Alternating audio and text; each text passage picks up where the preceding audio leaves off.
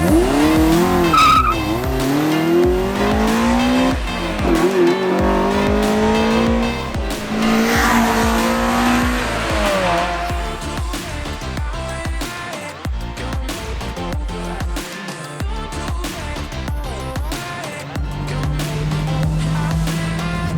as you guys know, I have owned a second generation MR2 Turbo for the last 5 years of my life. It's been my daily driver. It's been the best car I've ever owned and one of the most fun sports cars from the 90s that I've ever driven.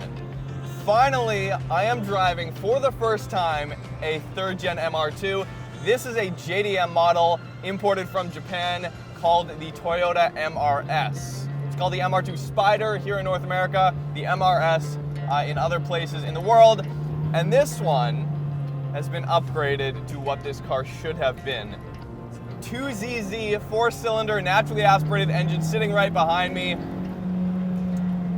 Much better than stock. This engine revs to about 8,300 or 8,400 RPM. The stock standard tach in this car only goes up to 8.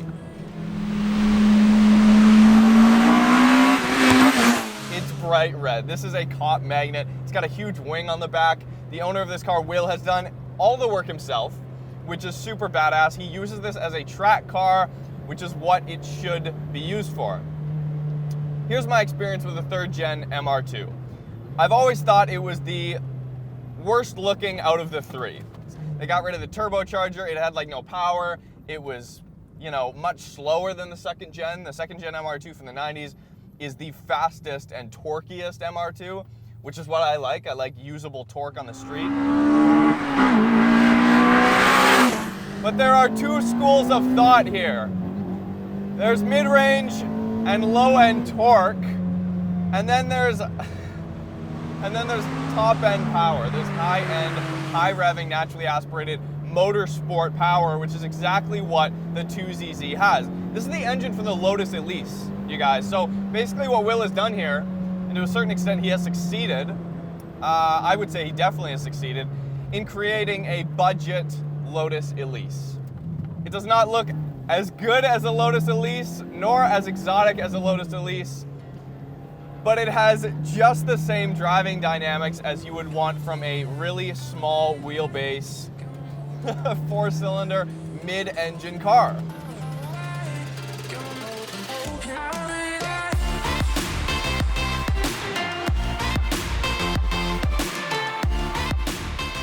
Hi, my name is Will, and this is my 1999 Toyota MR2 Spyder, or MRS, or Mrs. As a 2ZZ swap with the 6-speed out of a Toyota Celica GTS. I've had a Evo right before this car, and honestly, the rising gas prices is what made me change to a lightweight sports car. Obviously, I want to try a lightweight, an MR car as well. This was supposed to be my daily, and originally I just wanted to get suspension and wheels for it and call it a day. But then after I drove it for one track day, it's like, oh, now I need more power. Now I need better brakes. Now I need more tire. And then it became my weekend car slash track car, and I ended up selling the Evo for it. I got this engine off of a 2000 Toyota Celica GTS, so I just bought a donor car, took the engine, took the transmission, took the ECU out, swapped out new bits and pieces of it, and the swap itself was super straightforward. All I needed was an exhaust, an intake, and like an adapter mount, and then I can even use my own harness. Obviously, I need a harness adapter to work with the other ECU, but labor-wise, it's nothing to it. Just drop it, throw it in, bolt it up, good to go. This engine definitely should have came in the MRS from factory. Like, I don't know why they didn't. Probably because they didn't want to compete with the Lotus Elise, because for sure this would be way cheaper out of, like, from Toyota. And it's exactly the same engine. It's basically the same car, except this is more peasant, but yeah.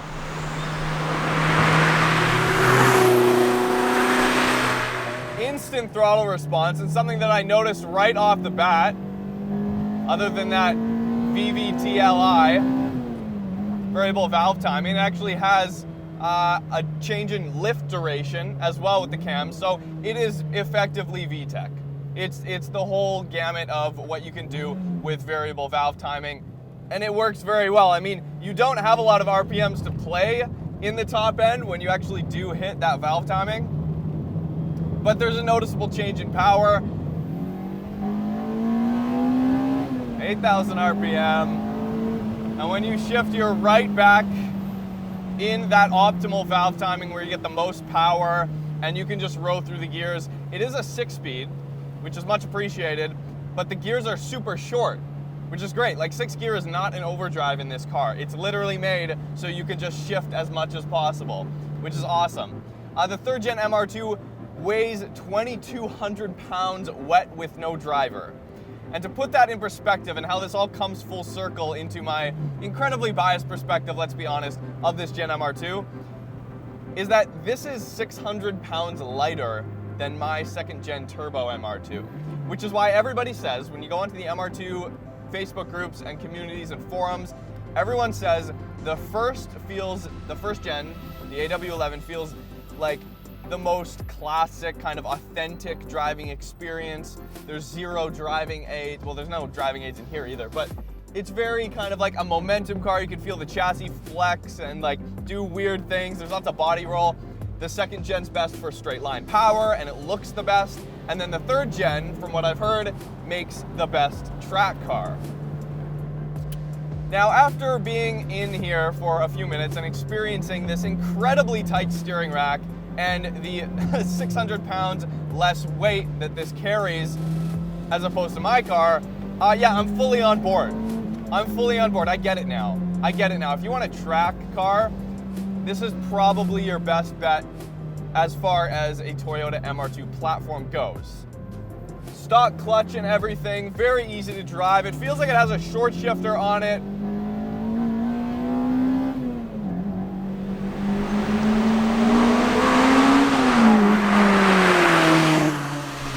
I'm not sure if all MR2 Spyders or MRSs had power steering, but this one does.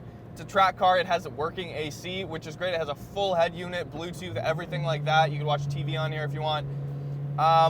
It's got a lot of stuff that make it both a fine street car, but at the same time, it has all those bases covered to make it the best track car or autocross car to change direction, which is that lightweight, the tight steering rack, NA engine, with throttle cable, which you can definitely feel directly through the throttle.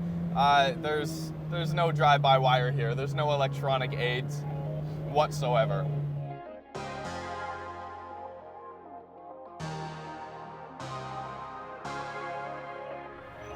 On the track, this car is way more driver involved. Like every input puts a little bit too much gas and you either understeer or oversteer.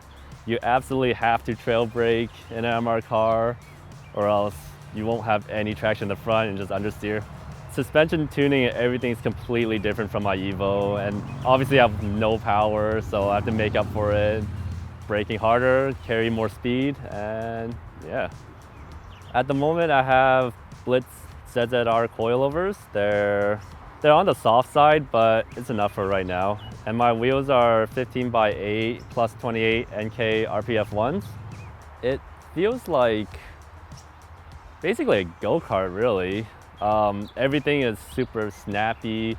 Obviously you're super low, or I'm sitting super low in the car, but normally when you put gas to it, it should just understeer out, which is perfect. But for whatever reason, my car is oversteering out, which is not good, and I don't have an LSD, so it just spins the tires and go nowhere. But from the times when I'm getting it just right, like the power just comes on perfectly and just spins the wheels, and I don't have any crazy drama, even if I hit lift or VTEC or whatever you want to call it. But it just changes direction so quick. Yeah, it's quick. It's not a slow car. It is not a slow car. Now, granted, this is probably the best version of the 3rd gen MR2 you can have on a limited budget. Not even a limited budget. I mean, an engine swap is a huge undertaking, even in a car like this. it's so much fun. You get a little bit of oversteer. Oversteer comes on much, much quicker in this car than it does in the second gen, at least as far as my experience goes. I've driven a V6 swapped MR2 as well, second gen V6 swapped. That is currently my favorite MR2 I think I've ever driven.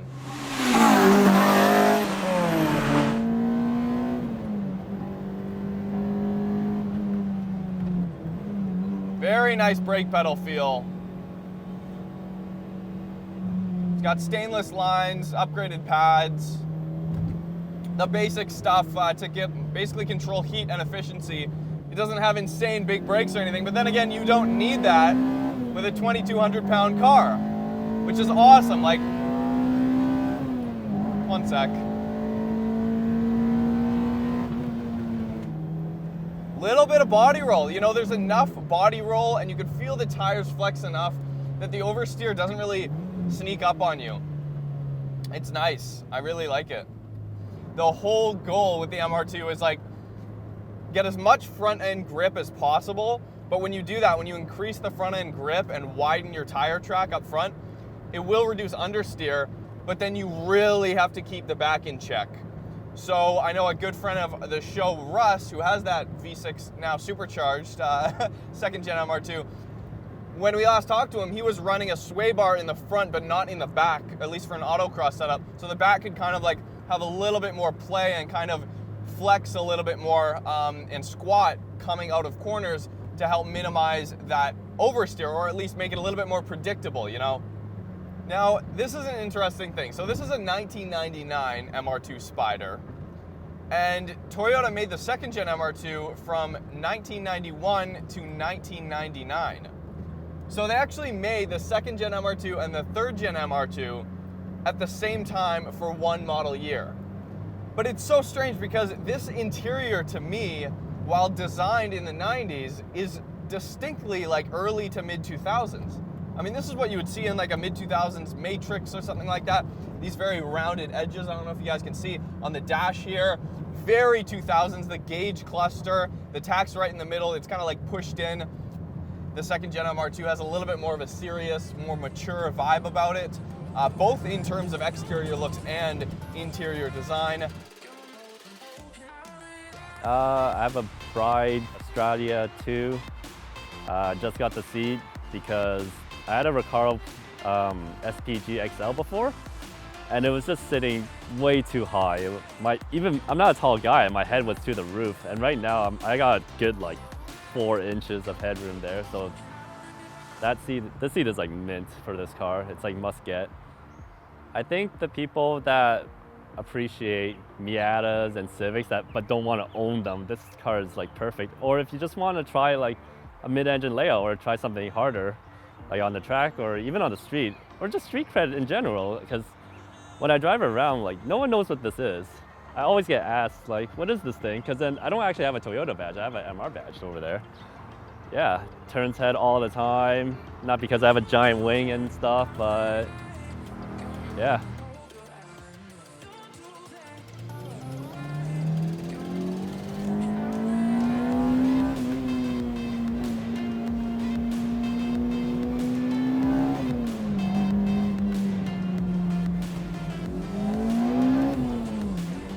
There's probably like a 20 to 30 horsepower difference from when you're in the lower end of the power band to when you get into that spot where the valves open up.